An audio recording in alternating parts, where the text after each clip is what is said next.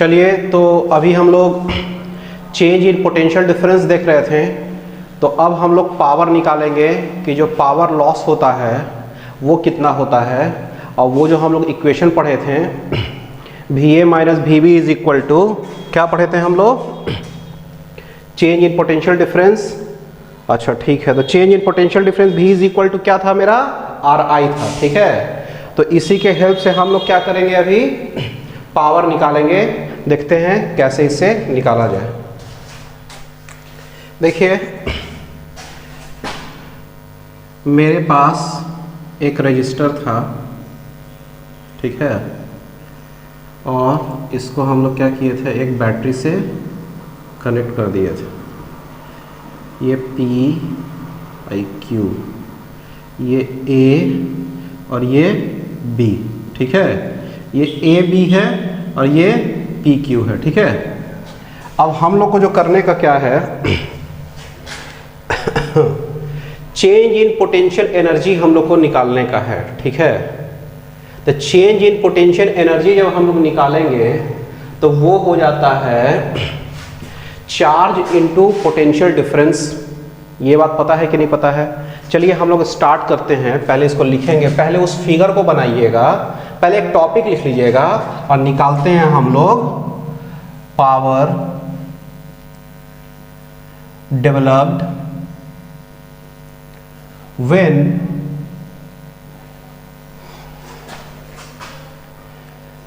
Current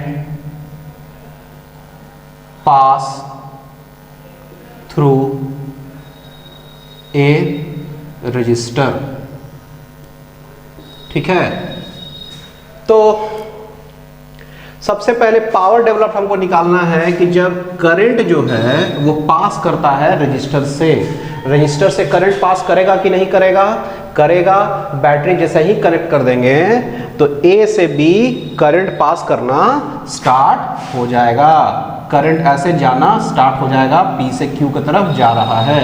ठीक है, अच्छा एक चीज, कौन सा पोटेंशियल किस प्लेट का पोटेंशियल ज्यादा है, ए का कि बी का? ए हायर पोटेंशियल पे होता है, बी लोअर पोटेंशियल पे होता है। तो ए का पोटेंशियल ज्यादा, बी का पोटेंशियल कम। ठीक है, तो जब भी चार्ज जा रहा है तो हायर पोटेंशियल से किधर जा रहा है? लोअर पोटेंशियल जा रहा है। हायर पोटेंशियल से लोअर पोटेंशियल, हायर पोटेंशियल से लोअर पोटेंशियल। अच्छा, जब पोटेंशियल जब डिक्रीज कर रहा है तो पोटेंशियल एनर्जी भी डिक्रीज करेगा। पोटेंशियल क्या है? पोटेंशियल और पोटेंशियल एनर्जी क्या है? एक दूसरा का डायरेक्टली प्रोपोर्शनल है। खाली फर्क तो इतना ही ना है कि जब पोटेंशियल एनर्जी को चार्ज से डिवाइड कर देते हैं तो वो पोटेंशियल हो जाता है। Potential energy per unit charge is equal to potential. तो पोटेंशियल यदि डिक्रीज कर रहा है तो पोटेंशियल एनर्जी भी डिक्रीज करेगा। तो जो पोटेंशियल एनर्जी डिक्रीज हो रहा है तो वो किस चीज का पोटेंशियल एनर्जी डिक्रीज हो रहा है? वो पोटेंशियल एनर्जी डिक्रीज हो रहा है चार्ज का। जो चार्ज यहाँ पे था वो चार्ज फ्लो होके यहाँ से जब यहाँ आ रहा है तो उसका पोटेंशियल पहले ज़्यादा था, उसका पोटेंशियल एनर्जी पहले ज़्यादा था, बाद में उसका पोटेंशियल एनर्जी डिक्रीज कर गया। अच्छा, ये पोटेंशियल एनर्जी डिक्रीज कर गया यानी कि एनर्जी डिक्रीज कर गया। पोटेंशियल एनर्जी इज एनर्जी, तो एनर्जी डिक्रीज कर गया। अच्छा, ये जो एनर्जी डिक्रीज किया वो कहाँ गया? वो एनर्जी जो था वो डिक्रीज होके कहाँ गया? कहीं ना कहीं तो वो एनर्जी गया होगा ना, कहीं ना कहीं वो एनर्जी तो हमको फील होना चाहिए ना कि हाँ भाई यहाँ आया एनर्जी। तो होता क्या है कि जब हम रजिस्टर को लगाते हैं तो रजिस्टर क्या होता है? गर्म हो जाता है। ठीक है, जब करंट रजिस्टर से पास करता है हायर पोटेंशियल से lower potential, higher potential energy से लोअर पोटेंशियल एनर्जी, तो होता क्या है? वो गर्म हो जाता है। गर्म क्यों होता है? क्योंकि जो चार्ज का जो पोटेंशियल एनर्जी डिक्रीज किया ना वो उसके हीट एनर्जी में बदल जाता है। ठीक है, तो वो एनर्जी कहाँ पे दिख रहा है? वो हीट एनर्जी के फॉर्म में दिख रहा है। रजिस्टर गर्म होके वो दिख रहा है तो वो एनर्जी यहाँ पे बर्बाद हो गया। वो गर्म करने में अपना एनर्जी को बर्बाद कर दिया। कौन बर्बाद कर दिया? चार्ज बर्बाद कर दिया। ठीक है, तो चलिए हम लोग इसको लिखते हैं। when charge passes when charge, और चार्ज ही लिखते हैं, ठीक है, बाद में करंट को लिखेंगे। when charge passes from point P to Q, the potential of the charge decrease because P is at higher potential and Q is at lower potential। ठीक है, पोटेंशियल डिक्रीज किया। ठीक है, जब चार्ज कहां से कहां पास कर रहा है, P से Q।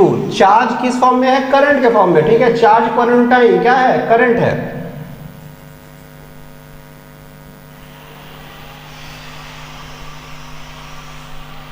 अच्छा, this change, this decrease in potential is decrease in potential energy of the charge। Potential energy भी डिक्रीज हो रहा है। पोटेंशियल डिक्रीज होने का मतलब, now change in potential energy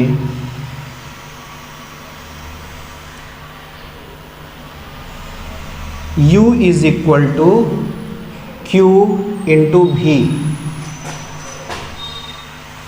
where U is equal to potential energy, Q is the charge and V is the potential। Potential क्या है, ये पोटेंशियल डिफरेंस है। ठीक है, यानी कि यहाँ पे पोटेंशियल V, यहाँ पे पोटेंशियल 0। ठीक है, तो V माइनस 0 यानी कि V हो गया है। ठीक है, इसको ऐसे लिख देते हैं, तो यहाँ पे हो जाएगा V, यहाँ पे हो जाएगा 0। तो ये भी चेंज इन पोटेंशियल एनर्जी है U। ठीक है, तो U is equal to QV। ठीक है, अच्छा, Q जो होता है वो क्या होता है, charge is equal to I is equal to क्या होता है, Q बाई T। तो Q इज इक्वल टू क्या हो जाएगा, IT। अब V इज इक्वल टू क्या हो जाएगा, RI। ये तो हम लोग पढ़ते ही हैं। अब इसमें लिख लीजिएगा, चूंकि I is equal to Q by T, इसीलिए Q is equal to IT and V is equal to RI। इसको लिख लीजिएगा ऐसे ब्रैकेट में। ठीक है, चलिए, अब उसके बाद U का जो वैल्यू आ जाएगा वो क्या हो जाएगा, I square RT। I square RT हो गया, ये U का वैल्यू हो गया। यानी कि जो पोटेंशियल एनर्जी डिक्रीज हुआ वो I स्क्वायर RT हो रहा है। चलिए, यहां तक लिखिएगा, उसके बाद जो है हम अगला बताते हैं। ठीक है, इसको उतारिए पहले यहां तक।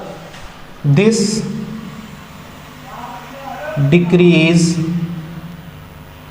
In potential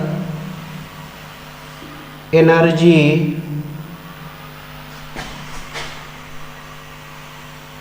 appears as thermal energy of resistor। Thermal energy of resistor and resistor gets heated. वो क्यों गर्म हो रहा है? क्योंकि वो एनर्जी बर्बाद होने के कारण। ठीक है, तो ये थर्मल एनर्जी के रूप में क्या दिख रहा है? रजिस्टर में दिख रहा है। चलिए, तो उसके बाद decrease in potential thermal energy resistor gets heated. उसके बाद अब हमको निकालना है, ठीक है, आई स्क्वायर आर टी। ठीक है, यहाँ पे एक और लाइन लिखते हैं, here U is equal to I square R T where if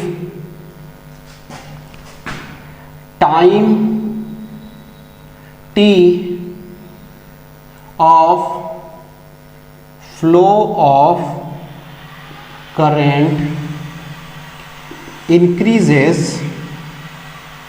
the energy also increases in the resistor. Resistor में क्या होगा? एनर्जी उतना ही इंक्रीज करेगा, यानी कि ज़्यादा देर टाइम तक रखेंगे, टाइम है ना ये, जितना देर तक करंट फ्लो करते रहेगा उस टाइम को हम ड्यूरेशन को यहाँ पे लिखेंगे, तो उतना ही ज़्यादा एनर्जी प्रोड्यूस होगा, उतना ही ज़्यादा वो रजिस्टर गर्म होगा, और उसका क्वांटिटी क्या होगा? आई स्क्वायर आर टी। ठीक है, चलिए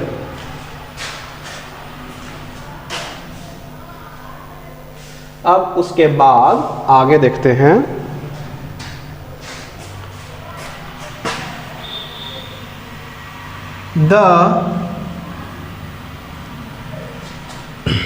ये हो गया U is equal to I square R T. The power developed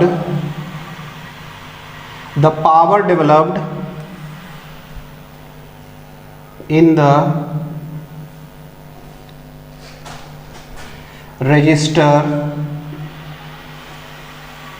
is the energy per unit time। क्या है? पावर क्या होता है? Energy per unit time.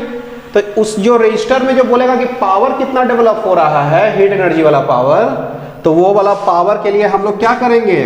P is equal to लिख देंगे U बाई टी, यानी कि I square R T by T, यानी कि आई स्क्वायर आर। ये पावर इज इक्वल टू क्या आ गया? I square R. अच्छा, V इज इक्वल टू, देखिए इसको क्या करते हैं, V is equal to R I होता है, तो आई भी आर के जगह पे V बाई आई कर देते हैं, V बाई आई कर देंगे तो ये हो जाएगा V आई। अच्छा, V is equal to R I कर देते हैं तो ये तो हो जाएगा, वही वाला हो जाएगा। ठीक है, अच्छा, I के जगह पे हम लोग क्या कर देते हैं? V बाई आर, तो ये हो जाएगा V स्क्वायर बाई आर। तो मेरे पास पावर का यहाँ पे ऐसे लिख लीजिएगा, चूंकि V is equal to R I, इसीलिए power P is equal to I square R V square by R V आई।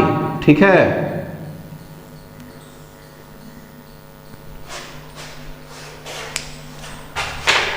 चलिए इसको देखिए, इसको उतारिए। ठीक है, I square R V square by R is equal to V I, ये तीन इक्वेशन हो जाएगा पावर डेवलप्ड का। ठीक है, जब रजिस्टर में कितना पावर डेवलप्ड होगा, इसको तीन इक्वेशन, जो भी दो वैल्यू आपको पता होगा उसके आधार पर हम उस रजिस्टर में जो पावर डेवलप होगा उसको निकाल सकते हैं। ठीक है, चलिए इसको हम लोग हटाएंगे, उसके बाद हम लोग अगले टॉपिक पे आ जाते हैं। A resistor develops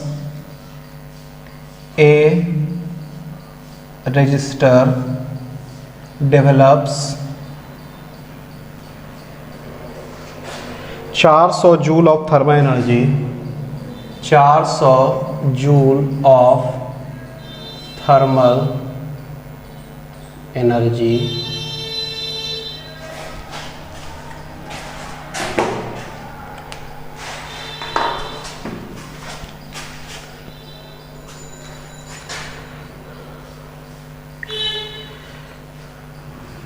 in 10 second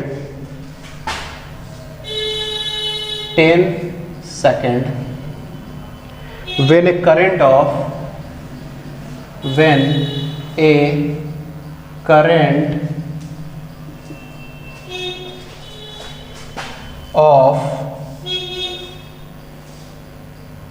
2 ampere is passed through it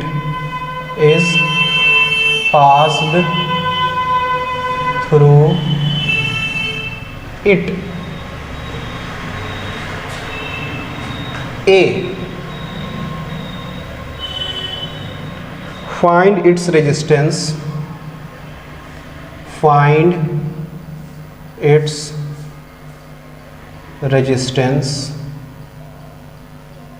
B.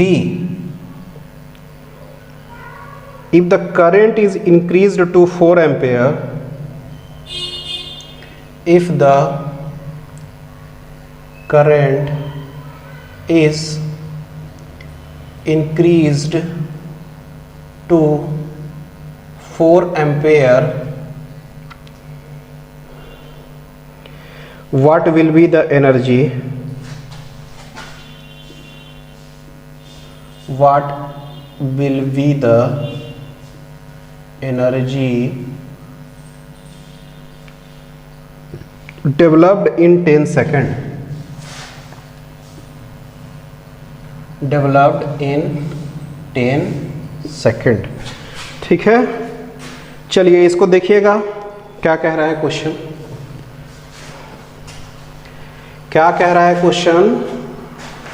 A resistor develop 400 joule of, एक मिनट क्वेश्चन पढ़ दे रहे हैं। A resistor develop 400 joule of thermal energy in 10 second when a current of 2 ampere is passed through it. A में बताइए find its resistance. B में if the current is increased to 4 ampere what will be the energy developed in 10 second. ठीक, चलिए देखा जाए इस question को। Question को कैसे करना है इसको पॉज करके एक बार आप लोग पहले ट्राई कीजिए, जब नहीं बनता है तब इसको देखिए। इसको U इज इक्वल टू क्या था? I स्क्वायर RT था ना। तो थर्मल एनर्जी का वैल्यू बता रहा है 400 जूल, टाइम दिया हुआ है 10 सेकेंड, करंट दिया हुआ है, रेजिस्टेंस निकालना है। U इज इक्वल टू क्या है? I square RT। अच्छा, U का वैल्यू कितना है? 400। अच्छा, I का वैल्यू कितना है? 2 का स्क्वायर, और R का वैल्यू कितना है रेजिस्टेंस का? R, और T का वैल्यू कितना है? 10। तो R का जो वैल्यू हो जाएगा वो 400 बाई 4 और ये 10 40, यानी कि 10 ओम। यही ना होगा? R का वैल्यू ओम में होगा ना, तो ये हो गया 10 ओम। ठीक है, चलिए ये तो हो गया 10 ओम। अच्छा, हमको करंट अब निकालना है। If the current is increase to 4 ampere, अब ये जो करंट 2 एम्पेयर था अब वो कितना हो गया? 4 एम्पेयर हो गया, दुगना हो गया। What will be the energy developed in 10 second? Time यानी कि 10 सेकेंड अभी भी है। ठीक है, ये करंट दुगना हो गया 4। हमको निकालना है क्या? एनर्जी, इसका वैल्यू निकालना है। तो R का वैल्यू तो यहाँ तो आ गया, और ये R का वैल्यू तो फिक्स हो गया ना। R का जो वैल्यू है यही वाला पूरे सिस्टम में, पहले रेजिस्टेंस तो निकाल लिए, अब ये रजिस्टर तो चेंज नहीं कर रहा है, खाली करंट बोल रहा है कि 4 एम्पेयर तक बढ़ाते हैं, तो R का वैल्यू को तो देने का जरूरत नहीं है उसको। R का वैल्यू तो यही वाला यूज करेंगे। तो चलिए यूज करते हैं उसको। ये वाला A का आंसर हो गया, और ये हुआ B का आंसर। चलिए, तो B का आंसर में भी वही फॉर्मूला यूज करेंगे, I स्क्वायर आर टी।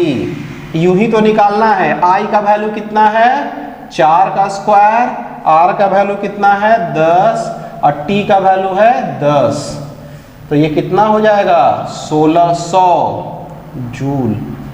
ये हो जाएगा इसका आंसर।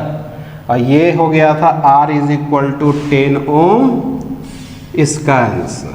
ठीक है, चलिए इसको उतारिएगा, फिर अगला हम लोग बढ़ेंगे। आइडियल बैटरी एंड बैटरी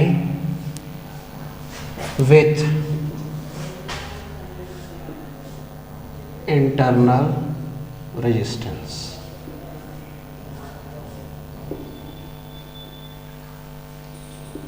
ठीक है, ये टॉपिक है हम लोग का। इस पे हम लोग लिखते हैं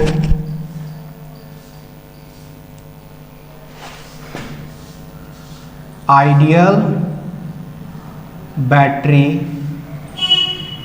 is the battery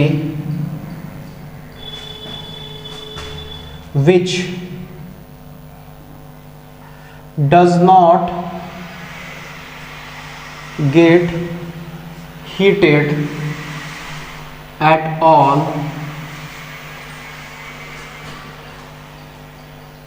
because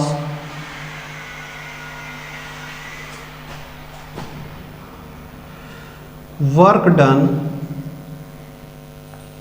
by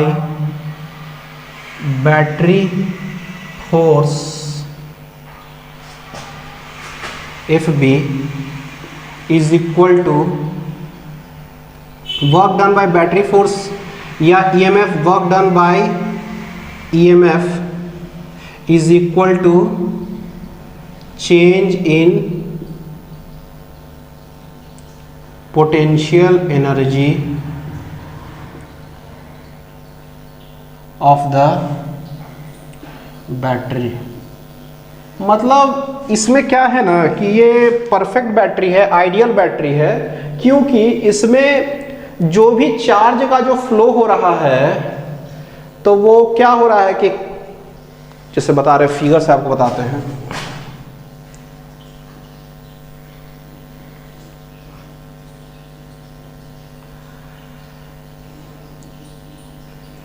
A B, ठीक है, ये क्या हो गया P और Q। अब क्या है इसमें देखिए कि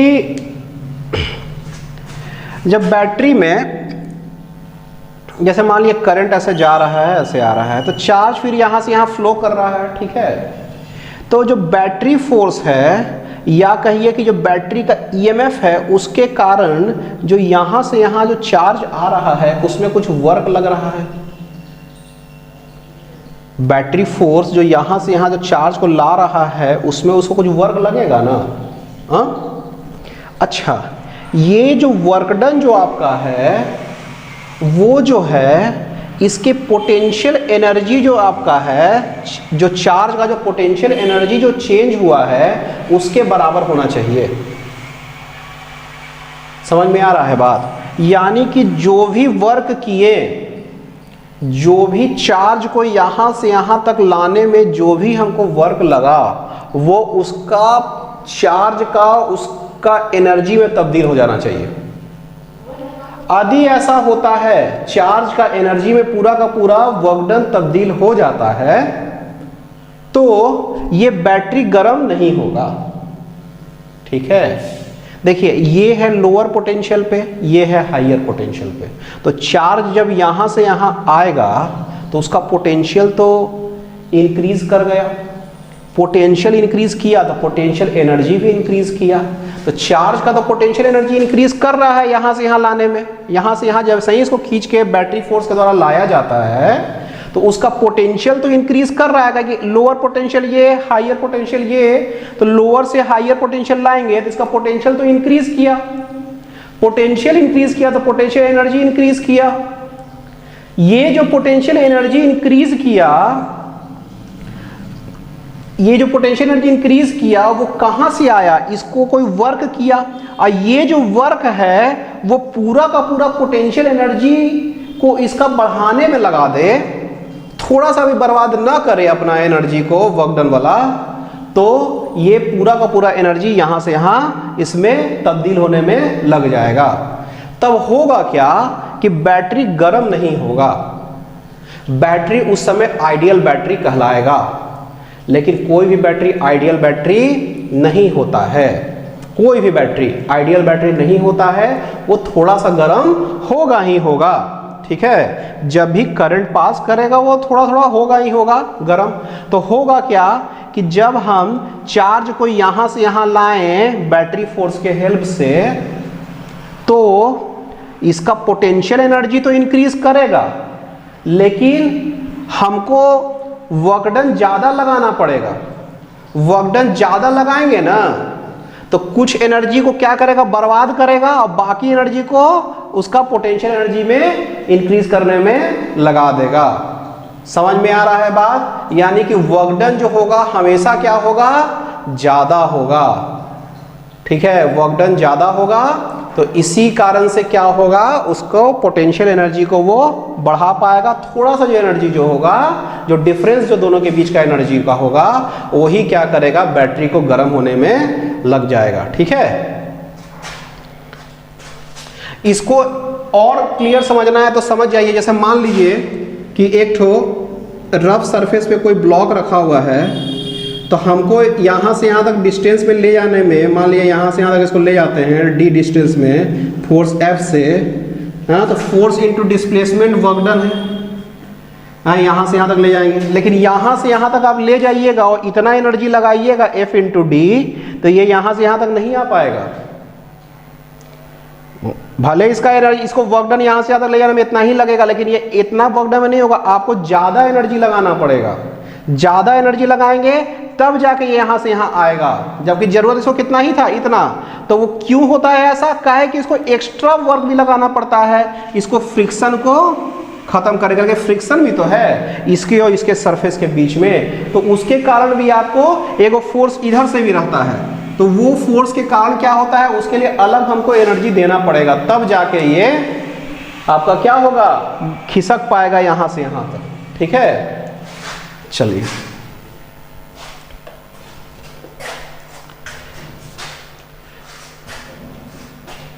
तो work done by EMF is equal to change in potential energy of the battery. This is the ideal case. Now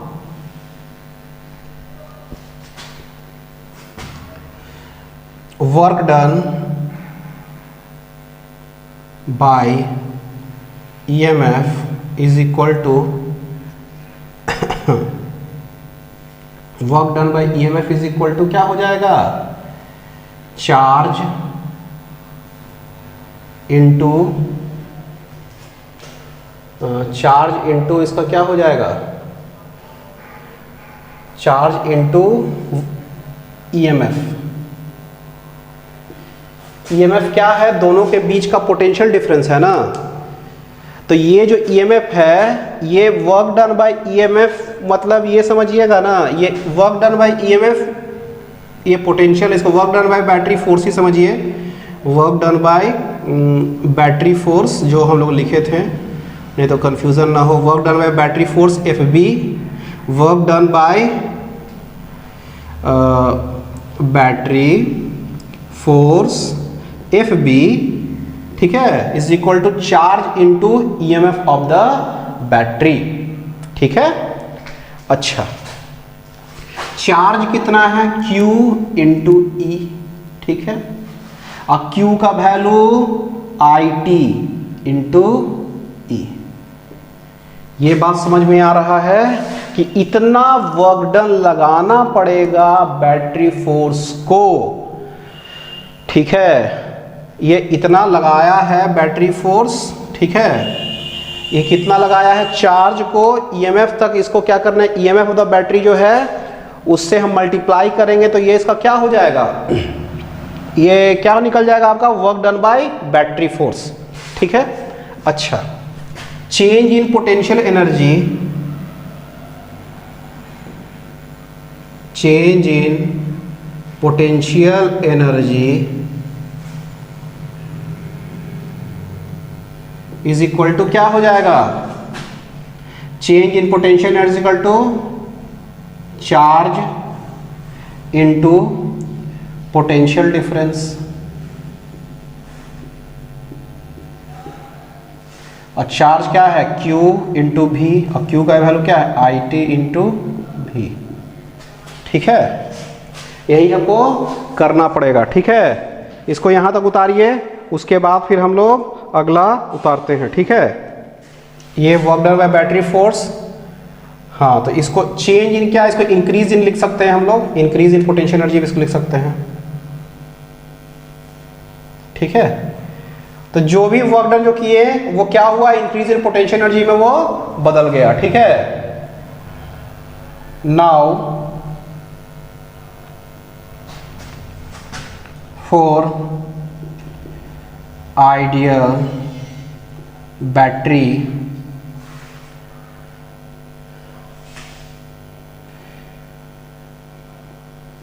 IT into E is equal to I T into भी।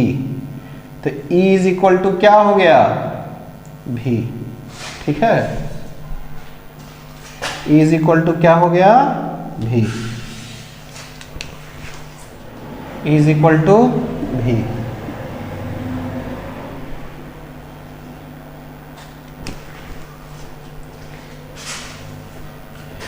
अब इसमें लिखते हैं अगला point, an ideal battery is, ideal battery is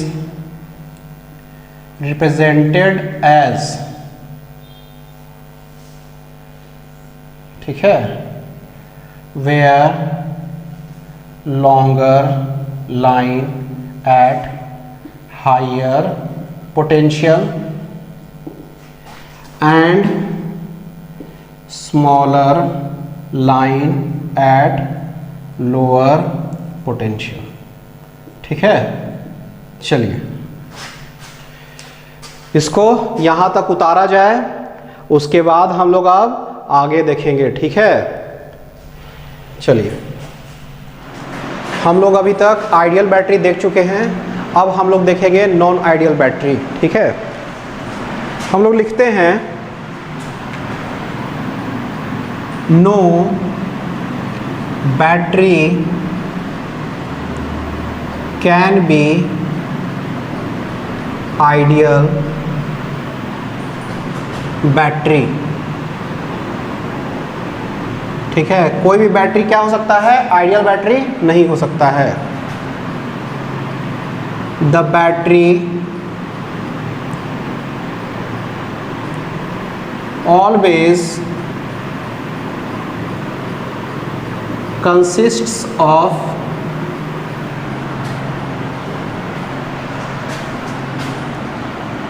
internal resistance। Battery क्या होगा, उसमें हमेशा इंटरनल रेजिस्टेंस होगा। This internal resistance will heat the battery। ठीक है,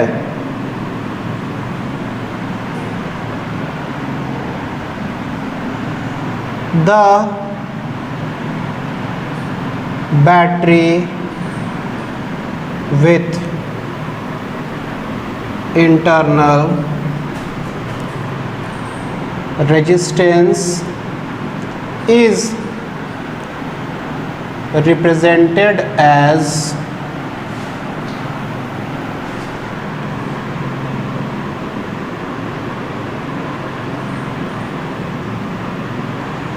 R,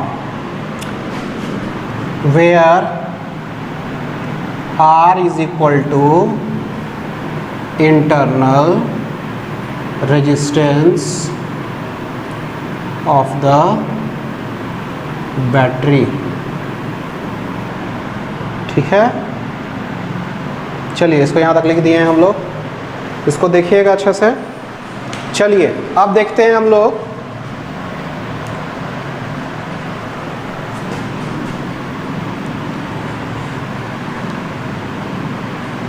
the potential difference between the terminals of the battery is VA minus VB, where A and B is the terminals of the battery, A और ये B। तो battery का terminal क्या होगा, ये नहीं होगा, ये वाला होगा, क्योंकि ये चीज़ जो है इसके अंदर ही में है। ठीक है, ये भले दिखाया गया है बाहर, इसके अंदर में है ये चीज़। ठीक है, और इसका EMF कितना है, E।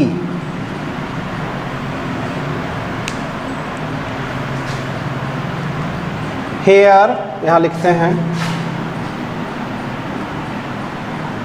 VA minus VB will be smaller than the EMF of the battery।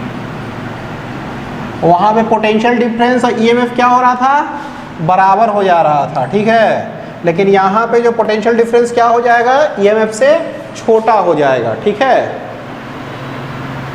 चलिए तो इसमें देखते हैं। Find the potential difference between A and B if current I is flowing। ठीक है, यानी कि ये वाला बैटरी है। ठीक है, पॉजिटिव टर्मिनल से जाएगा यहाँ से करंट और घूम के फिर इधर से ये लौट जाएगा, ये R हो जाएगा और ये इसका EMF E हो जाएगा। ठीक है, अच्छा तो ये पॉइंट क्या था, A था और ये पॉइंट था B। अच्छा, इसको हम लोग क्या कर देते हैं, इसको C मान लेते हैं। ठीक है, यहाँ तक इसको देखिएगा, उसके बाद इधर हम मिटाने वाले हैं। ठीक है, VA minus VB is equal to VA minus VC plus VC minus VB। VA minus VC is equal to क्या हो जाएगा, हायर से लोअर, इधर से इधर जाएंगे तो क्या होगा, E। पोटेंशियल डिफरेंस जो होगा ये E हो जाएगा। EMF यहाँ से यहाँ का तो potential difference EMF of the battery ही के बराबर होगा, लेकिन यहाँ से यहाँ वाला अलग होगा, तो यहाँ से यहाँ वाला क्या हो गया, E हो गया। अच्छा, VC माइनस VB क्या हो जाएगा, देखिए VB माइनस VC रहता ना तो IR होता, potential difference V is equal to RI, तो इधर से इधर आता तो IR हो जाता, लेकिन इधर से इधर आ रहा है तो माइनस IR होगा, तो E माइनस IR ये हो गया पोटेंशियल डिफरेंस। ठीक है, this is the required potential difference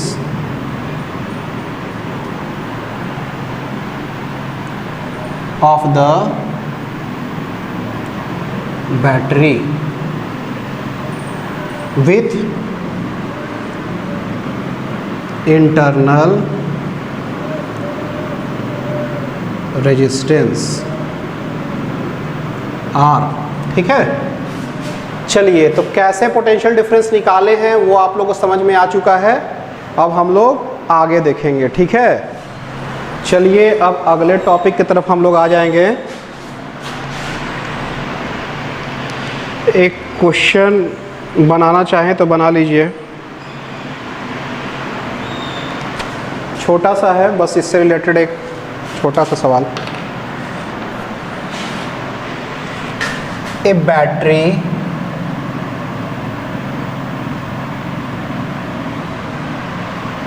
of EMF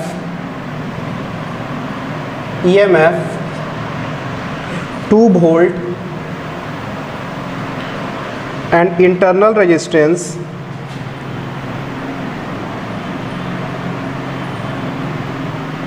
internal resistance 0.5 ohm 0.5 ohm supplies a current of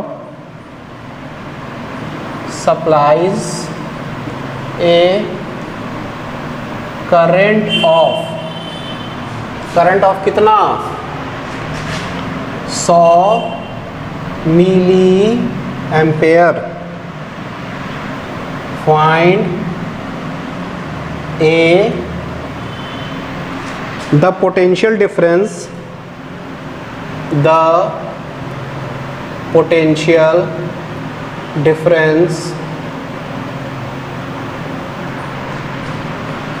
across the terminals of the battery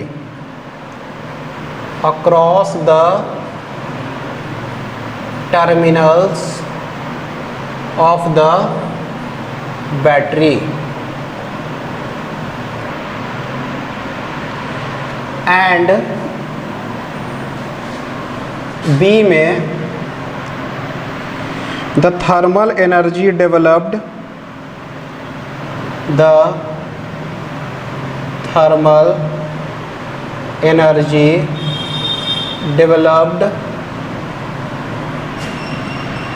in the battery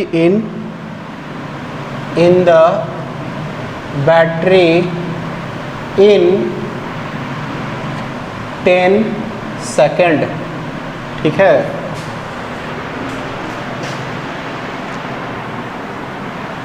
क्या कह रहा है क्वेश्चन का पढ़ दिया जाए। A battery of EMF 2 volt and internal resistance इतना supplies a current of 100 milli ampere. Find a the potential difference across the terminals of the battery and the thermal energy developed in the battery in 10 second. Thermal energy आपको भी निकालना है और क्या निकालना है आपको, थर्मल एनर्जी निकालना है, पोटेंशियल डिफरेंस निकालने का है ना। ठीक है, चलिए तो ऐसा समझते हैं, एक बैटरी विथ इंटरनल रेजिस्टेंस ए और बी, करंट तो सही जाएगा I और इधर से लौटेगा I R, इसका EMF E। ठीक है, चलिए बैटरी ऑफ EMF बता रहा है 2 वोल्ट, EMF 2 वोल्ट पता चल रहा है। इंटरनल रेजिस्टेंस R का जो छोटा वाला R का वैल्यू 0.5 ओम। ठीक है, supplies a current of 100 milli ampere. ठीक है, ये 100 मिली एम्पेयर हो गया करंट I का value. Potential difference across the terminals of the battery, इसको लिखते हैं हम लोग potential difference across the terminals of the battery VA minus VB is equal to E minus IR। E का value कितना 2, I का value कितना 100 मिली एम्पेयर है ना, तो इसको 10 to the power -3 करना पड़ेगा। और R का वैल्यू कितना 0.5 यानी कि 10। ठीक है, तो ये 2 माइनस 10, ये 10 कट गया। ठीक है, और 10 to -3 + 1 तो -2 गुना 5, यही ना होगा 2 - 5/100। सही है, कोई दिक्कत है इसमें? E minus I R 100 milli ampere. ठीक है, इसमें तो कोई दिक्कत का बात नहीं है। 200 माइनस 5 195 बाई 100 यानी कि 1.95 वोल्ट। यानी कि VA माइनस VB का जो आंसर आया है वो 1.95 वोल्ट आया है। ठीक है, ये आया है इसका पोटेंशियल डिफरेंस। ठीक है, 1.95 वोल्ट। चलिए, ये तो निकल गया 1.95 वोल्ट, 1.95 वोल्ट। ठीक है, अब देख लेते हैं थर्मल एनर्जी डेवलप्ड B का निकालते हैं। थर्मल एनर्जी डेवलप्ड क्या निकालते हैं हम लोग? Thermal energy U is equal to I square R into T, यही ना पढ़े हम लोग। तो I का वैल्यू कितना है? 100 मिली एम्पेयर, तो 100 इंटू 10 टू द पावर -3 का स्क्वायर। R का वैल्यू 0.5। और टाइम, कितना टाइम तक करंट रह रहा है? 10 सेकेंड। 10 5/10, तो 10 तो कट गया। ये कितना बच गया? 10 टू द पावर -1 का स्क्वायर। ठीक है, इंटू 5 यानी 5 इंटू 10 टू द पावर -2 यानी कि 5/100 यानी कि 0.05 क्या जूल, यानी कि U का वैल्यू 0.05 जूल। ठीक है, तो ये एनर्जी भी निकाल लिए, थर्मल एनर्जी जो डेवलप्ड होगा इस बैटरी में। ठीक है, चलिए इसको बिठाएंगे, फिर आगे बढ़ते हैं। इसको देख के, इसको स्क्रीनशॉट लेके इसको ट्राई कीजिएगा पहले, नहीं बने तो फिर देखिएगा।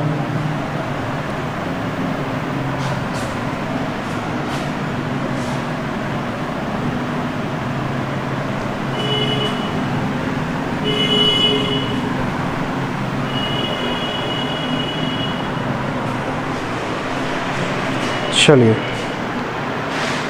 अब आ जाते हैं किरचॉफ्स लॉ। किरचॉफ्स लॉ पे आएंगे हम लोग।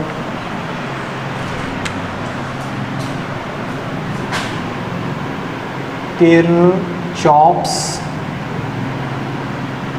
लॉ।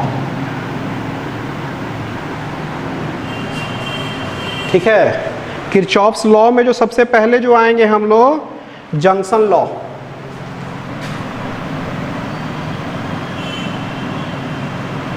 किरचॉफ्स लॉ में दो लॉ है।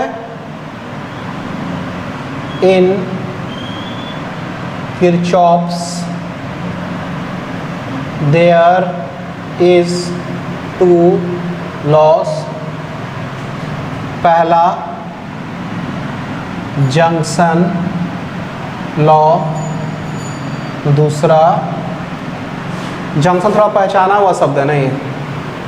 ट्रेन में हम लोग देखते हैं पटना जंक्शन, गया जंक्शन, तो उसी टाइप का इसमें भी है। इसमें भी एक जंक्शन बनेगा जहाँ से सब रेलगाड़ी आएगा, एक जगह मिलेगा। Junction law. और इसमें क्या है? दूसरा लूप लॉ। ठीक है, तो चलिए, तो सबसे पहले जो है हम लोग जंक्शन लॉ देखेंगे। इसका junction law,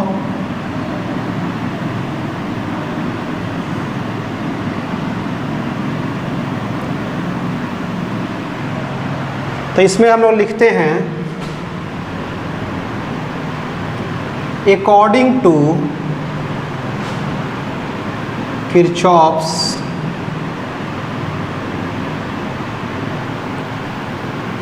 junction law,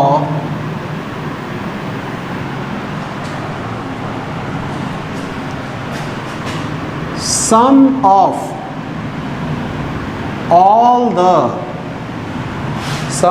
all the क्या? all the current directed towards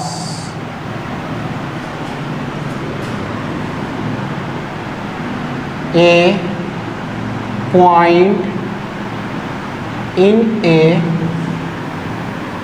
circuit is equal to the sum of all the current directed away from that point। कहना ये क्या चाह रहा है किरचॉफ्स का जंक्शन लॉ कि सर्किट का कोई एक पॉइंट ले लेते हैं, कोई भी पॉइंट सर्किट का, तो उसमें जितना करंट आएगा उतना ही करंट उसको निकलना पड़ेगा, यानी कि sum of all the current directed towards a point. उसी तरह से sum of all the current directed away from the point, जो पॉइंट पे आ रहा है उसका जोड़ और जो जा रहा है उसका जोड़ देखा जाए तो दोनों बराबर होगा।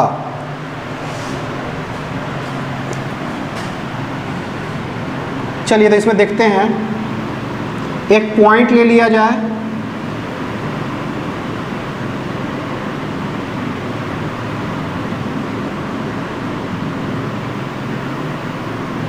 चलिए इसको पॉइंट ले लिया जाए, पॉइंट P। यहाँ से आता है I1, यहाँ से आता है I2,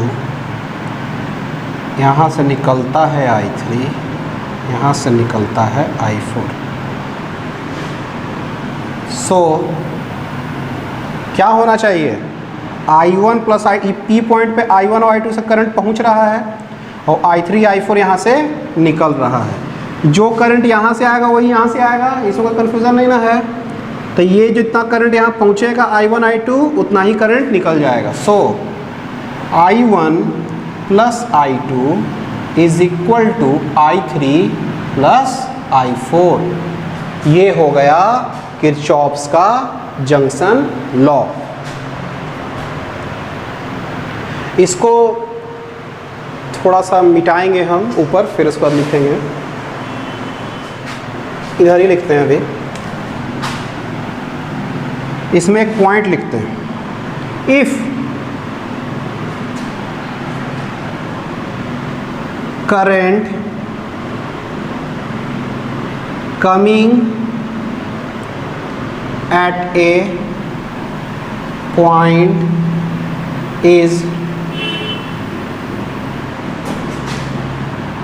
consider positive and current going from that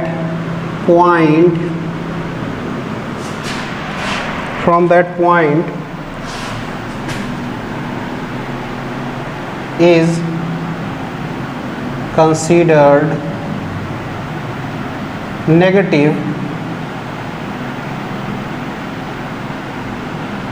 then sum of, इसको अलजेब्रिक सम लिखते हैं, then algebraic sum of all the current at a point is 0। कहना क्या चाह रहा है, I1 I2 को पॉजिटिव मान लेते हैं, I3 I4 जो निकल रहा है उसको नेगेटिव मान लेते हैं और सबको जोड़ देते हैं, तो सबको जोड़ेंगे तो वो भी 0 आ जाएगा। So I1 plus I2 plus minus I3 plus minus I4 is equal to 0। इस तरह से भी कभी कभी डिफाइन किया जाता है इसको, ठीक है।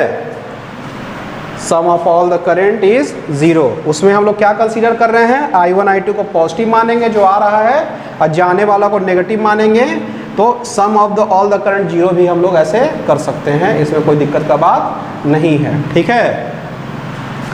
चलिए यहाँ तक हो चुका है। अब करने का क्या है हमको कि एक पॉइंट इसमें और लिख देंगे जो इम्पॉर्टेंट पॉइंट है कि ऐसा क्यों होता है कि sum of all the current sum of the all the incoming is equal to sum of all the current outgoing. ये इसलिए होता है कि देखिए करंट आने का मतलब है कि चार्ज पर यूनिट टाइम जो आ रहा है। यदि मान लीजिए ऐसा होता कि करंट जितना आ रहा है उतना करंट नहीं निकलता तो चार्ज क्या होता, यहाँ पे जमा होना स्टार्ट हो जाता। हाँ, Q बाई टी, मान लीजिए 10 कूलम पर चार्ज यहाँ पे पर सेकंड आ रहा है, यहाँ पे इसके इधर से यहाँ से आ रहा है 20 कूलम पर चार्ज, यानी कि 20 एम्पेयर आ रहा है इधर से। यदि ये पूरा का पूरा नहीं निकलेगा I3 I4 के रूप में, तब होगा क्या, चार्ज का एक्यूमुलेशन हो जाएगा। अच्छा, चार्ज का एक्यूमुलेशन संभव है कहीं पर? चार्ज को कहीं पर भी रोक के रख सकते हैं? नहीं रोक के रख सकते हैं। यदि चार्ज का एक्यूमुलेशन हो जाए कहीं पर, तब तो वो क्या हो जाएगा, वो खराब हो जाएगा इक्विपमेंट। कहीं पे चार्ज बहुत ज़्यादा भर जाएगा तुरंत खराब हो जाएगा वो। और जब चार्ज पहले ही से मोमेंटम जब चार्ज में है, जैसे ही इधर से करंट आ रहा है तो मोमेंटम ना इसके पास, तो जैसे ही आएगा तो उसमें इतना एनर्जी होता है वो रुकेगा नहीं, पूरा का पूरा चार्ज खटाक से इधर इधर से निकल जाना है उसको। ठीक है, तो इसमें हम लोग एक पॉइंट लिखेंगे, the charge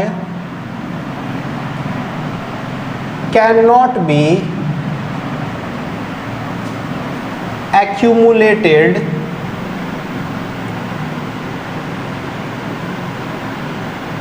at a point, so net charge coming at a point is equal to net charge going from that point,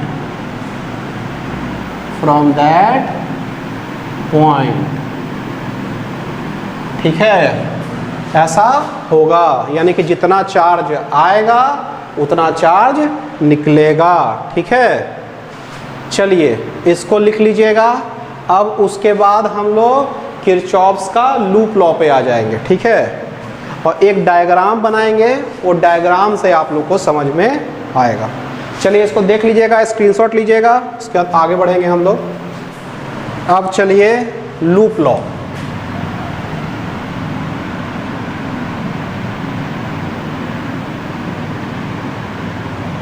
ये क्या कहता है, according to Kirchhoff's loop law, the potential difference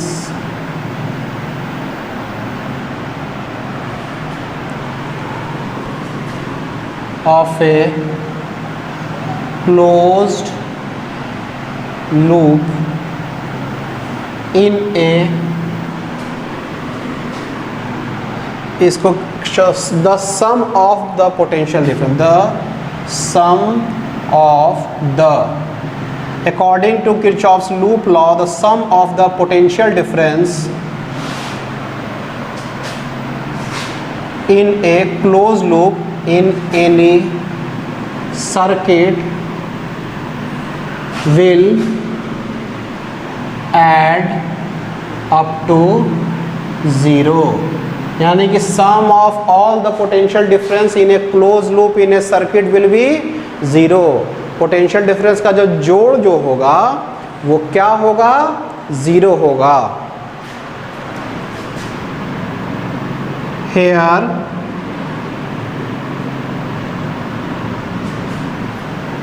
we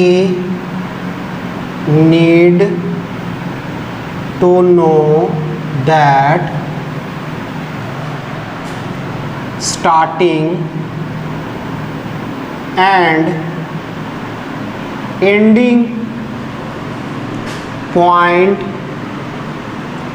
should always be same either clockwise और anti clockwise, ऐसा भी लिखा जाता है, क्लॉकवाइज और एंटी क्लॉकवाइज। ठीक है, चलिए तो हम अब फिगर बना देते हैं। ठीक है, इसको हम मिटाएंगे, इसको पहले उतार लीजिए आप लोग। देखिए इस फिगर को हम लोग क्या कहे थे कि जहाँ से स्टार्ट करेंगे वहीं पे ख़त्म करना है हम लोग को। ठीक है, तो जहाँ से स्टार्ट कर रहे हैं ए से, तो हमको जिधर से भी जाए क्लॉकवाइज या एंटी क्लॉकवाइज, ठीक है, हमको घूम के आना है यहीं पर। अच्छा, ये जो पूरा क्लोज लूप लिए हैं, कोई सर्किट डायग्राम था वहाँ से एक निकाले हैं हम इसको, यहाँ से भी इसका टर्मिनल है कहीं ना कहीं से सबका टर्मिनल है। ठीक है, हम बीच से कहीं से उसका निकाले हैं जिसमें ऐसा कंडीशन है। और इसमें कह रहा है कि जो सम ऑफ द पोटेंशियल डिफरेंस जो पूरा क्लोज लूप का होगा वो क्या होगा, 0 होगा। इसका बहुत ज़्यादा एप्लीकेशन है। ठीक है, क्लोज लूप में जो पोटेंशियल डिफरेंस का जो सम होता है वो 0 होता है, इसका बहुत ज़्यादा एप्लीकेशन होगा और इसके एप्लीकेशन से बहुत सारा फॉर्मूला भी डिराइव करेंगे बाद में। तो देखिए सबसे पहले एक चीज़ कि यहाँ से यहाँ आ रहे हैं, यहाँ से यहाँ आ रहे हैं तो नेगेटिव से पॉजिटिव आ रहे हैं। ठीक है, तो लोअर पोटेंशियल से हायर पोटेंशियल जा रहे हैं, तो इसमें बीच में जो पोटेंशियल डिफरेंस जो यहाँ से यहाँ होगा वो हो जाएगा -E2। ये EMF जो है ना वो -E2 होगा। लेकिन इधर से इधर जाते हैं, हायर से लोअर की तरफ जाते हैं तो E2 होता। ये बात समझ में आ रहा है। लोअर से हायर यानी VA माइनस VF लिखेंगे तो VA वाला लोअर पोटेंशियल, VF वाला हायर पोटेंशियल, यानी कि नेगेटिव होगा ना इसका वैल्यू। लेकिन VF माइनस VA लिखेंगे तो इधर का हायर उधर का लोअर, यानी कि सिर्फ E2 हो जाएगा वो। ठीक है, ये बात समझ में आ रहा है कि ये सिर्फ E2 हो गया। अच्छा, चलिए अब इसको देखते हैं कि अब हम क्या करते हैं, ए से आएंगे और घूम के हम लोग कहाँ आ जाएंगे, फिर यहीं पे आ जाते हैं। ठीक है, चलिए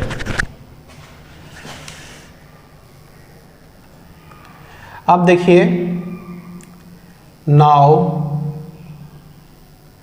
we will start from A in clockwise direction and will again come to A। ठीक है, तो हम लोग ऐसे करते हैं। तो हम लोग अब स्टार्ट करते हैं लिखना, VA माइनस VB पहले लिखते हैं। A से पहले B की तरफ गए तो क्या होगा, potential difference is equal to RI, तो ये क्या हो जाएगा I1 R1। समझ में आ रहा है, ये क्या हो गया I1 R1। फिर क्या है, VB minus VC is equal to I2 R2। ठीक है, VB minus VC is equal to I2 R2। ठीक है, कोई दिक्कत का बात नहीं है। B से C जाएंगे तो I2 R2 हो जाएगा। अच्छा, VC माइनस VD करते हैं, हमको एकदम बढ़ते जाएंगे। VC से डायरेक्टली VE की तरफ नहीं आ जाएंगे, VD की तरफ आएंगे। जाके बैटरी लगा हुआ है E1 EMF वाला, तो वो जो है लोअर से हायर जा रहे हैं कि हायर से लोअर, लोअर से हायर। VC माइनस VD आ रहा है, VC लोअर के साइड में है और VD हायर के साइड में है, तो E1 का जगह पे क्या हो जाएगा -E1। अब VD minus VE is equal to क्या हो जाएगा I3 R3। ठीक है, अच्छा अब आते हैं VE माइनस VF। अब देखिए यहाँ भी एक चीज सीखने का है। अब VE से VF जा रहे हैं तो देखिए ये जो करंट आ रहा है I4 वो ऐसे आ रहा है, तो करंट जिधर से जाता है तो वो हायर पोटेंशियल से लोअर पोटेंशियल का करंट हमेशा आता है। और हम जा रहे हैं इधर, यानी कि लोअर से हायर जा रहे हैं, तो लोअर से हायर जा रहे हैं तो अब I4 R4 नहीं लिख के -I4 R4 लिखेंगे। क्या कि लोअर से हायर या लोअर पोटेंशियल से हायर पोटेंशियल की तरफ। तो ये क्या हो जाएगा -I4R4।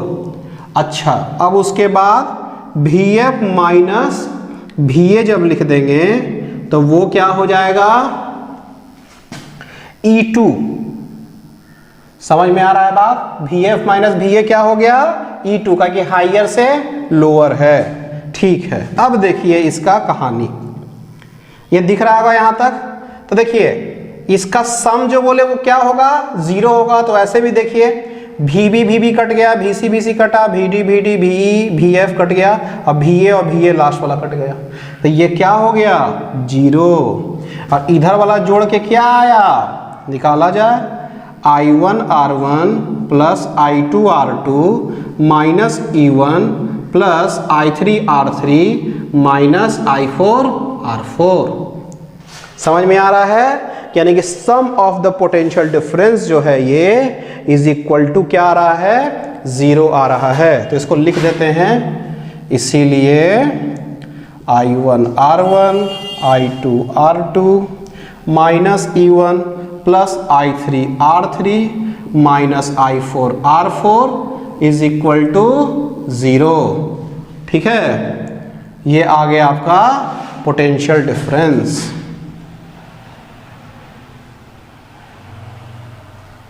इसको यहां तक लिखिएगा, उसके बाद फिर हम लोग इसमें आगे बढ़ेंगे। चलिए, तो अब हम लोग देखेंगे, हम लोग का जो टॉपिक बचा हुआ है अब हम लोग का combination of register in series and parallel हम लोग को देखने का है। ठीक है, तो हम लोग अब उसके तरफ बढ़ जाते हैं, combination of register.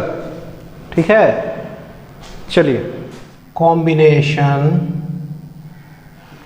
Of resistors in series and parallel। ठीक है, तो रजिस्टर को क्या करेंगे हम लोग सीरीज और पैरेलल में हम लोग लगाएंगे। ठीक है, क्या इसका मतलब होता है, हम लोग कैपेसिटर के बारे में हम लोग देखें कि सीरीज पैरेलल में लगाने से क्या होता है। उस तरह से हम लोग क्या करेंगे, इसको रजिस्टर को सीरीज और पैरेलल में हम लोग लगाएंगे। ठीक है, चलिए इसका मतलब हम लोग देख लेते हैं। इसमें 2 लाइन लिखेंगे, when the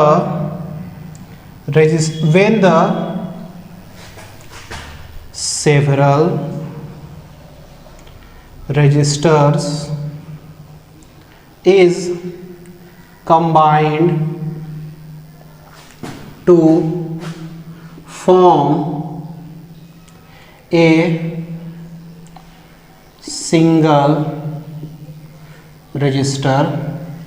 कंबाइन करके हम लोग क्या बनाते हैं, उसको सिंगल रजिस्टर बनाते हैं। And that register is connected to that battery, then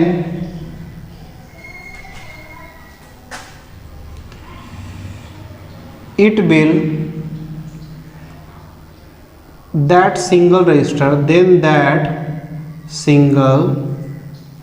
register will acquire the same current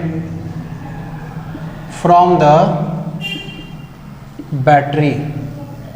ठीक है, तो बैटरी से क्या करेगा, ये सेम करंट निकालेगा जो पूरा का पूरा कॉम्बिनेशन निकाल रहा है। मतलब कहने का क्या है कि बहुत सारा रजिस्टर एक साथ जब लगा हुआ है तो वो रजिस्टर क्या करेगा, बहुत सारा रजिस्टर एक साथ लगा हुआ है तो उसके जगह पे हम क्या कर रहे हैं, एक रजिस्टर बना रहे हैं। उसके जगह पे एक रजिस्टर कैसे बनाया जाएगा, उसके लिए कुछ लॉ है, उसके लिए हम लोग कुछ पढ़ने वाले हैं अभी, ठीक है। लेकिन जब वो रजिस्टर बन गया, उसके जगह पे एक रजिस्टर जो बनाए हैं, तो उसका एक रेजिस्टेंस वैल्यू होगा, और वो रेजिस्टेंस वैल्यू हम लोग निकालेंगे अभी जो हम सीखने वाले हैं। तो उस रेजिस्टेंस वैल्यू को सिंगल रजिस्टर में डालेंगे, तो जितना करंट पूरा का पूरा रजिस्टर मिल के निकाल रहा था, वो रजिस्टर अकेला करेगा, ठीक है। तो कैसे हम लोग रजिस्टर का कॉम्बिनेशन करेंगे, और रजिस्टर कॉम्बिनेशन सीरीज और पैरेलल में जब रहे तब कैसे इसमें हम लोग बढ़ते हैं, इसको हम लोग देखेंगे, ठीक है।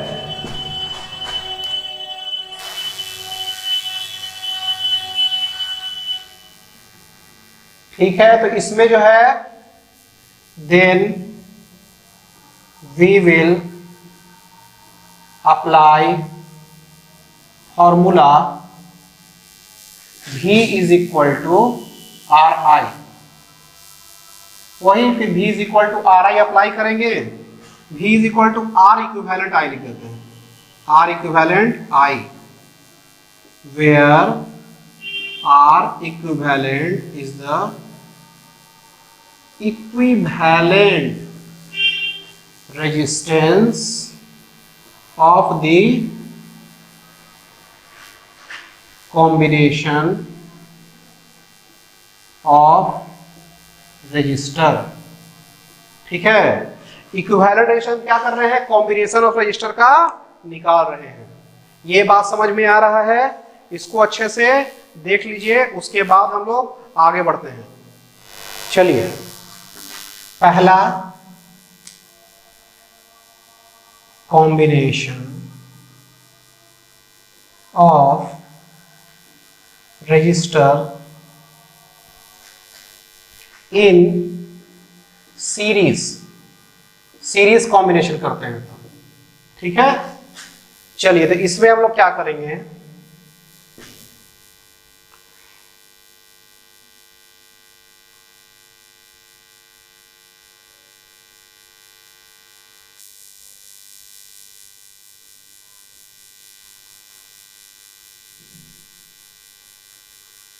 ये भी पोटेंशियल डिफरेंस है, और ये क्या है R1, ये क्या है R2, ये R3, ये क्या है P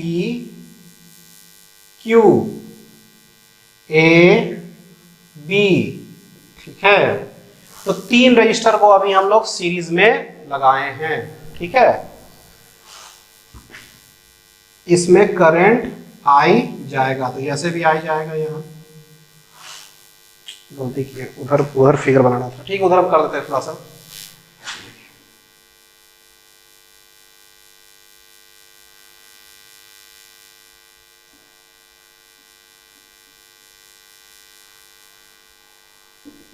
P Q A B I I V, ठीक है, यही ना है।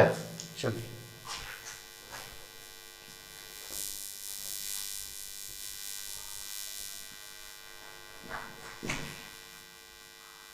when the register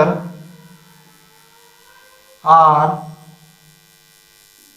connected in series, register जो कनेक्ट हम लोग सीरीज में कर देंगे, then all the register contains same value of current I, ठीक है। तो सब में करंट क्या जाएगा, I जाएगा। इसमें कोई दिक्कत का बात है, but the potential difference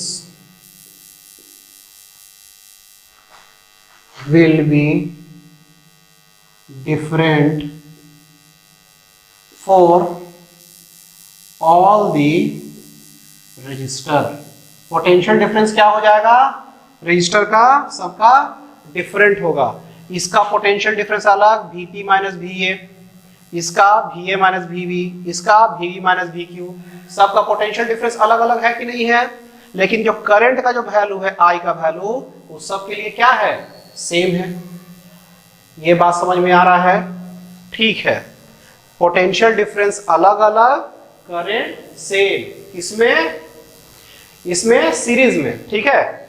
चलिए तो अब हम लोग लिखना स्टार्ट करते हैं। इसमें हम लोग लूप लॉ लगाते हैं, ठीक है। लूप लॉ लगाए ना, V is equal to R I, ठीक है। इसमें हम लोग लूप लॉ लगा देते हैं, नाम उसका नहीं लिखे हम, R1 R2 R3। तो हम लोग लूप लॉ लगाते हैं, P से स्टार्ट करते हैं और मुड़ के P ही की तरफ आ जाते हैं। तो लिखा जाए, अब लूप लॉ का यूज आने लगा। Applying loops law IR1 plus IR2 plus IR3, ठीक है। IR1 IR2 IR3, करंट सब जगह सेम होगा कि नहीं होगा, करंट कहीं भी चार्ज एक्यूमुलेट होकर रहेगा नहीं। जो भी यहां से आएगा इस पॉइंट में इधर से निकल जाना है, आएगा निकलते चलेगा, यहाँ पे पहुंच जाएगा करंट, फिर यहाँ पे प्लेट पे आ जाएगा, फिर इसे बैटरी 4 से फिर ये चार्ज यहाँ पे हो जाएगा और फिर ये करंट सही देते चलेगा, ठीक है। कंटिन्यूसली ये काम चलता रहेगा, ठीक है। तो अब देखिए IR1 plus IR2 plus IR3 यहां तक हो गया। नहीं तो ऐसे लिख सकते हैं, Vp minus Va, Va minus Vb। यह समझ में आ रहा होगा आप लोगों को potential difference, IR1 plus IR2 plus IR3। और जब उधर से जब इधर आएंगे, इधर Q से जब इधर साइड में आ रहे हैं तो नेगेटिव से पॉजिटिव की तरफ आ रहे हैं, तो माइनस V। और इसका वैल्यू कितना हो रहा था, 0, यही ना है, वैल्यू इसका 0 हो रहा था। तो V का value I R1 plus R2 plus R3, हाँ। तो V is equal to I into R equivalent. तो R equivalent is equal to क्या आया, V बाई I, ठीक है। या V by I is equal to क्या आया, R equivalent, where R equivalent is equal to R1 plus R2 plus R3। यानी कि जो रजिस्टर का जो वैल्यू है सीरीज कॉम्बिनेशन में वो क्या हो जाएगा, जुड़ जाएगा। समझ में आ रहा है बात। यहाँ पे रजिस्टर को हम लोग क्या करते गए, जोड़ते गए, R1 plus R2 plus R3, ठीक है। चलिए यहां तक उतारिए इसको, उसके बाद फिर हम लोग आगे बढ़ते हैं। यहां बस इतना याद रखना है, जैसे ही वो पैरेलल में है, सीरीज में है, कंफ्यूजन हो तो सीरीज में जैसे ही हो उसके लिए कंफ्यूजन हो तो पहले ये चेक कर लीजिए कि करंट सेम जा रहा हो, करंट सेम जा रहा हो और पोटेंशियल डिफरेंस अलग अलग है, तो समझ जाइए कि वो सीरीज में होगा, ठीक है। चलिए इसको उतारिए, फिर आगे बढ़ेंगे और हम लोग किसमें आ जाएंगे, अब पैरेलल कॉम्बिनेशन में। इसमें एक लाइन खाली और लिख लिया जाए, if the same combination is replaced by R equivalent is equal to R1 plus R2 plus R3, it will draw same value of current, ठीक है। तो सेम वैल्यू ऑफ करंट को वो क्या करेगा, ड्रॉ कर लेगा, ठीक है। चलिए यानी कि उसके जगह पे हम मान लीजिए कि एक रजिस्टर लगा देते हैं और उसके बाद ये R का वैल्यू कितना हो जाएगा, R1 plus R2 plus R3 रख देते हैं। तो जब करंट कितना आ रहा था, I, अभी भी I ही आएगा, ठीक है, ये बात समझ में आ रहा है। इस फिगर के साथ इसको बनाइएगा, फिर हम लोग आगे बढ़ते हैं। ठीक है, अब combination of register in parallel, तो उसके लिए पहले को फिगर हम बना देते हैं।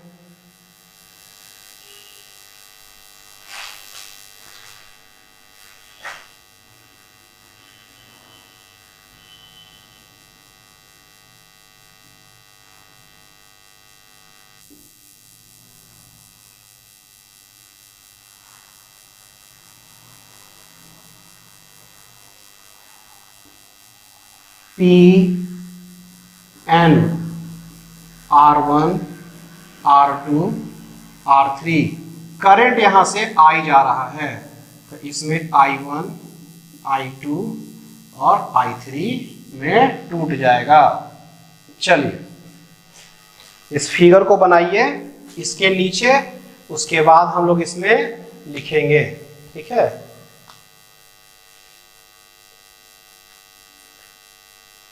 अब देखते हैं इसमें in parallel combination, in parallel combination the resistor are connected parallel to each other.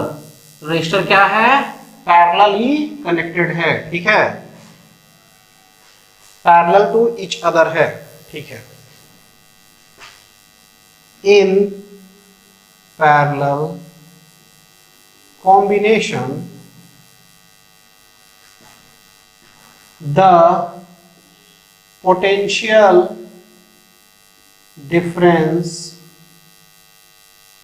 difference of potential difference of all the resistors is same as Vp minus Vn, but the current in each resistor is different। Current क्या हो जाएगा, अलग अलग हो जाएगा। And I is equal to I1 plus I2 plus I3। तो I के जगह पे हम लोग देते हैं V by R इक्विवेलेंट। ठीक है, ऐसा एक रजिस्टर से इसको रिप्लेस कर देते हैं पूरा सिस्टम को, जिसका R रेजिस्टेंस का वैल्यू R इक्विवेलेंट है। तो ये क्या हो जाएगा, इसका भी V by R, तो इसका पोटेंशियल कितना है, अभी भी V है, जो स्टार्टिंग में रहा था अभी भी उसका ही V है, और इसका resistance R1, V by R2, V by R3, ये हो गया। तो इसको हम लोग लिखेंगे 1 by R equivalent is equal to 1 by R1 plus 1 by R2 plus 1 by R3। ठीक है, तो ये जो हो गया टोटल इक्विवेलेंट रेजिस्टेंस का जब वैल्यू निकालना हो तो R इक्विवेलेंट का वैल्यू 1 by R के फॉर्म में लिख रहे हैं यहाँ पे, तो 1 by R1 plus 1 by R2 plus 1 by R3 हो जाएगा। ठीक है, यहां तक समझ में आ रहा है। तो चलिए इसमें हम लोग जैसे मान लीजिए कि एक हम इसमें लाइन लिखेंगे और इसको मिटा रहे हैं। Suppose there are 2 resistor R1 and R2, then 1 by R equivalent is equal to 1 by R1 plus 1 by R2। ये क्या हो जाएगा, R1 R2 R1 plus R2, तो R equivalent is equal to R1 R2 by R1 plus R2। ये बात समझ में आ रहा है? जब दो रजिस्टर रहे, आर इक्विवेलेंट निकालना रहे तो R1 R2 bye R1 plus R2 कर देंगे। तीन रहे तो फिर उसी तरह से निकालेंगे, थोड़ा लंबा पड़ेगा। ठीक है, चलिए इसको यहां तक उतारिए। उसके बाद एक छोटा सा सवाल हम लोग बनाएंगे अभी। ठीक है, हमेशा याद रखिए जो पैरेलल में होगा उसमें करंट अलग अलग होगा लेकिन पोटेंशियल डिफरेंस सेम रहेगा। पोटेंशियल डिफरेंस जैसा ही सेम रहा, हम लोग को समझ जाना है कि वो जो रजिस्टर रहेगा वो क्या रहेगा, पैरेलल रहेगा। हल्का सवाल है, find the equivalent resistance of the network shown in figure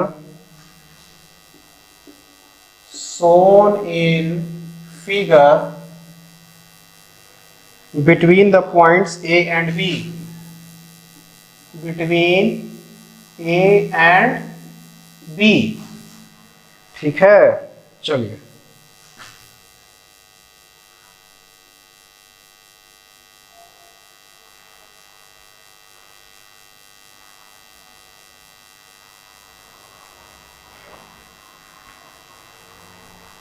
A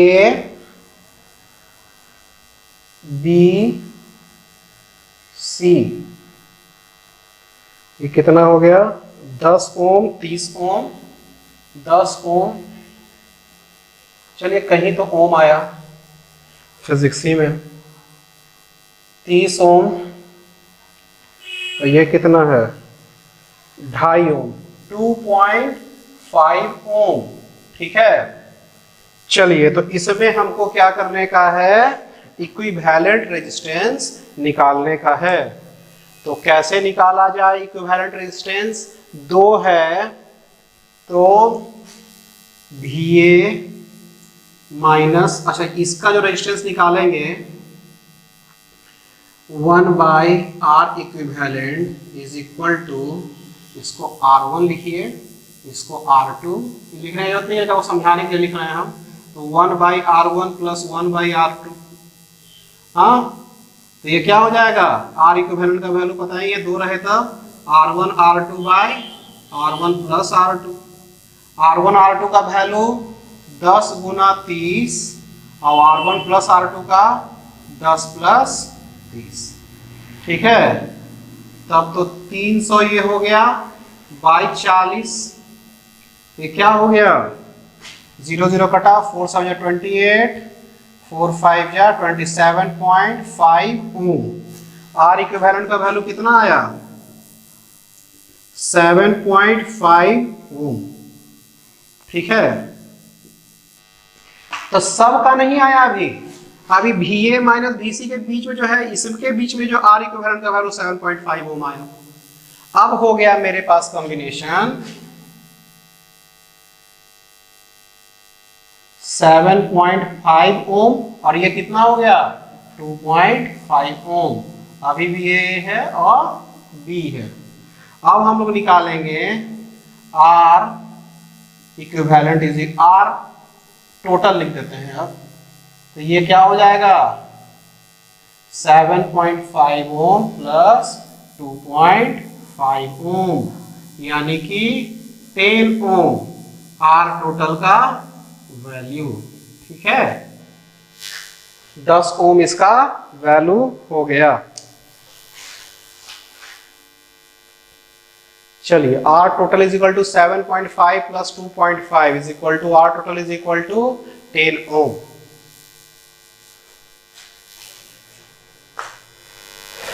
चलिए उसके बाद थोड़ा देखा जाए अब आगे। अब हम लोग का जो टॉपिक है उसमें हम लोग एक टॉपिक लिखते हैं, इसमें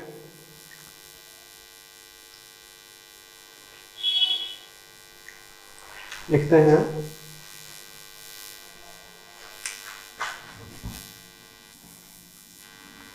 division of current when division of current when division of current in register when register is connected in parallel। ठीक है, ये सब चीज का यूज आते रहता है हमेशा। ठीक है, तो एक फिगर हम बना देते हैं इस पे।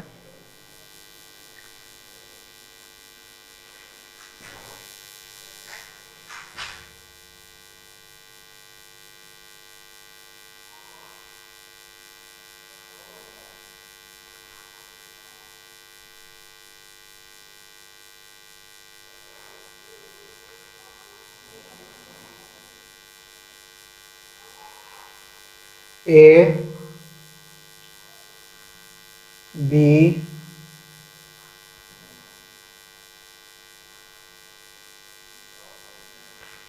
R1 R2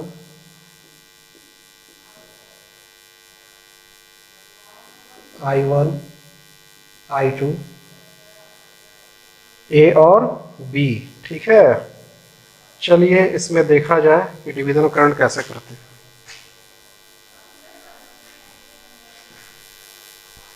लिखते हैं इसमें, since resistor are connected in parallel so potential difference since resistor are connected in parallel so potential difference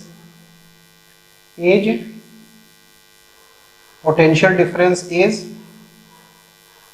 same in both the resistor। ठीक है, रजिस्टर पोटेंशियल डिफरेंस इसको लिखिएगा यहाँ VA minus VB is same in both the resistor. इसीलिए हम लिखते हैं VA minus VB is equal to I1 R1 I is equal to I2 R2 भी, ताकि इसका ही पोटेंशियल इसका पोटेंशियल दोनों का सेम है। तो मेरे पास क्या आ गया, I1 by I2 is equal to R2 by R1। तो कॉम्पोनेंटो डिविडेंड तो जानते हैं, I1 by I1 plus I2 is equal to R2 by R1 plus R2, ऐसा लिखा जा सकता है। ठीक है, तो ये हो जाएगा I1 by I1 plus I2 का वैल्यू क्या है, यहां से I है, ये I यहां से निकल गया।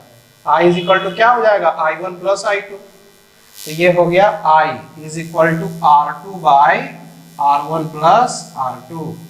तो I1 का वैल्यू क्या होगा, R2 by R1 plus R2 into I। ठीक है,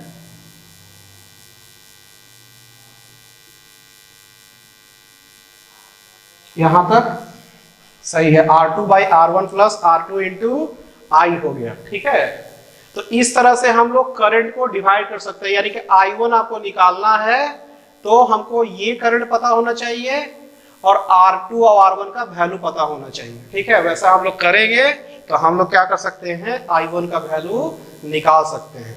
सिमिलरली आपको I2 का वैल्यू निकालना हो तो क्या निकालिएगा, similarly I2 is equal to R1 by R1 plus R2 into I।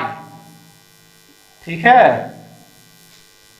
I2 is equal to R2 by R1 by R1 plus R2 into I। ठीक है, इसको लिख लीजिएगा, उसके बाद फिर हम लोग आगे देखेंगे। ठीक है।